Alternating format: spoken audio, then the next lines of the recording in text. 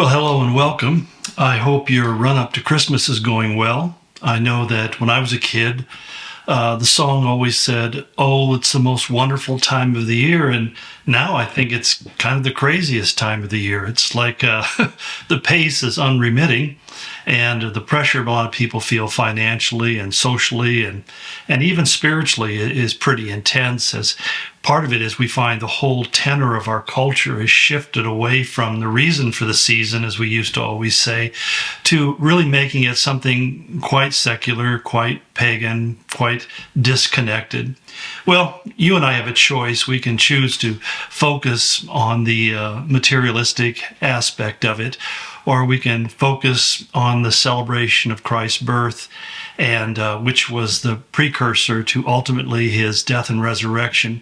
So the Christian calendar revolves around those two events, and I hopefully you and I can learn to do that on a daily basis as well. That what I refer to as being a fully devoted follower of Jesus Christ, or as someone would put it, to be continuous in communion with Christ. Continuous, constant communion with Christ was the way he put it. And I thought it was really a great way to grasp the idea that obviously our minds go a lot of places. We think about a lot of other things, even during the Christmas season, sometimes just getting through our shopping list. And for most of us men, that's really a challenge because we usually wait till the last minute to get around to doing that. I'm not admitting anything, I'm not confessing anything, but I just know that that tends to be the way. I remember once on Christmas Eve running into a guy in a department store, and he said, "Oh, thank God, if you're here, then I'm not in as much trouble as I thought." So, I get it. It's a difficult thing, and particularly when you're looking for that one special thing that will communicate something special or meaningful to especially your husband or your wife or people who are very important to you. But anyway, I want to continue to get on to talking about Paul's letter to Titus, which we've been looking at for the last couple of weeks.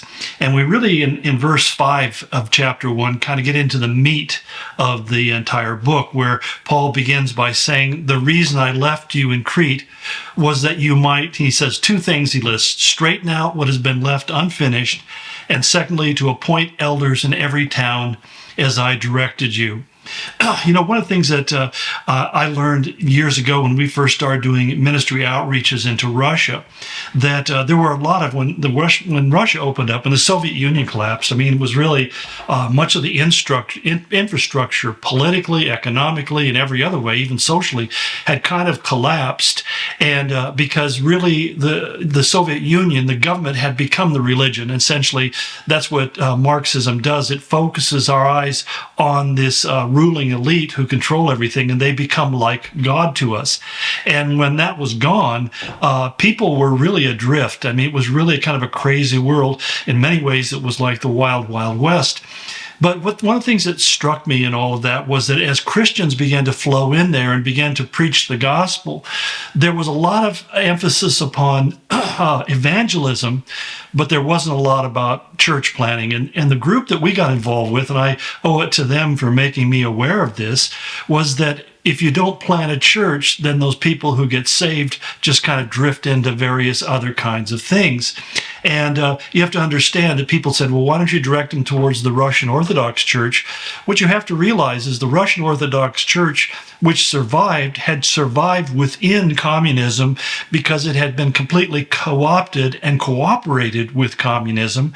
And so I'm not saying that there weren't godly and faithful people, but the idea of having a simple Bible-based faith was something that was really missing.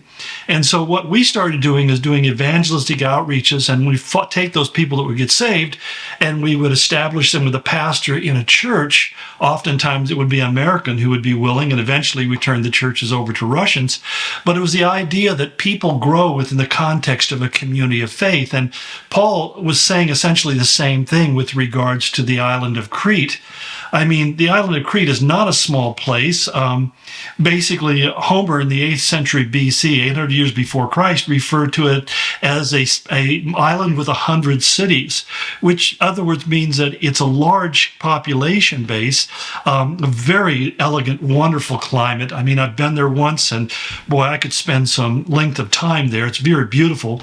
It's one of the largest islands in the world, fifth largest actually in the Mediterranean, with 3,000 square miles, 160 miles from one end to the other, 100 miles from the mainland of Greece. And so it really was a place that was highly populated, very economically advanced, and had been for 1,000 years before Paul had even gotten there. You go back 1,500 years, and that was really the heart of the ancient Minoan culture, which basically ruled much of the Mediterranean up until about 1000 BC. So it's quite an amazing place, an important place. But one of the things that Paul said is you need to do a couple things. One, you need to straighten out the things that were unfinished. In other words, they had gone in, they'd done evangelism, and they maybe have planted churches, but he said you need to appoint elders in every town as I directed you. This was no small task. In other words, Titus had to find people who had the character qualifications, which he goes on to list further on, men who were sound in the word, sound in doctrine, sound in faith, sound in their own mental makeup. They had to be basically emotionally healthy people as well. And he says, put these people into leadership so that they can guide the churches in a healthy way. And so this was quite a challenge that was in front of them, because the culture of Crete, we know from ancient sources, was not really the soundest of cultures. In fact, one of the things that I think we always need to keep in mind when we talk about evangelism, whether it's at home or abroad, is that every culture, every nationality, every society, even every subculture group, every family group has its basic cultural diversities and distinctiveness.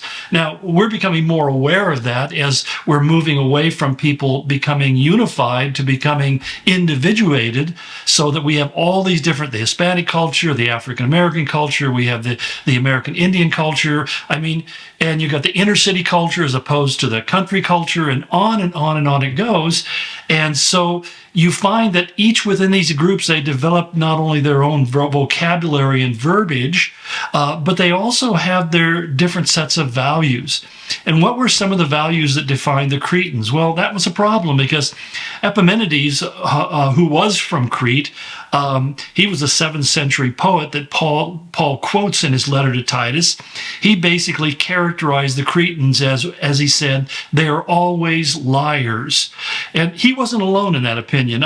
The Greeks used to have a verb they called kretize, which meant that you lied. To be kretized, or to be do kretizing, was to be a pathological liar.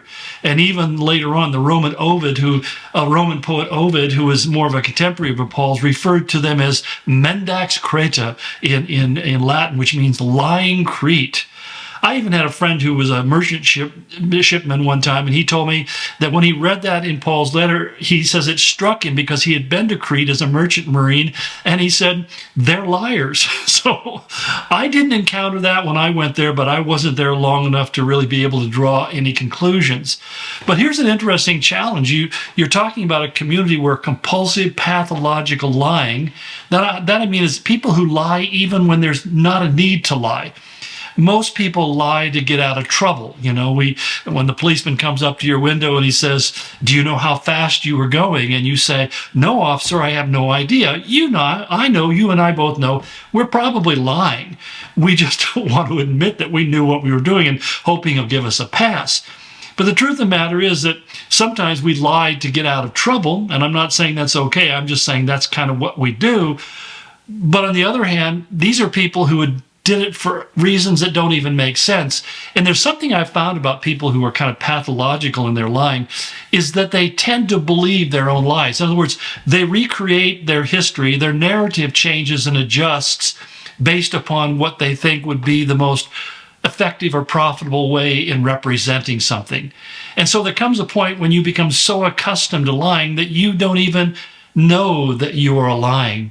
In fact, one of the things I thought was interesting, how Jesus in John 8:44 referred to Satan and those who were following Satan, which in that case was many of the religious leaders in Israel. He said that when Satan speaks, he speaks his native language because he is a liar and the father of lies. Native language is a language that you're most comfortable and familiar with. It's what you speak without thinking about what you're saying, as opposed to a foreign language. And he said, basically, liars become people who lie because they're most comfortable telling a lie rather than being truthful. And so this was a challenge that we find that Titus had to deal with. He had people who were supposed to be preaching the truth who might feel a liberty to alter that truth and enhance it, maybe by giving it a testimony that was grander than what might otherwise be the truth. Well, I better stop here. I'm taking too much time, but we'll pick up the conversation tomorrow. Thanks for following. In Jesus' name, amen.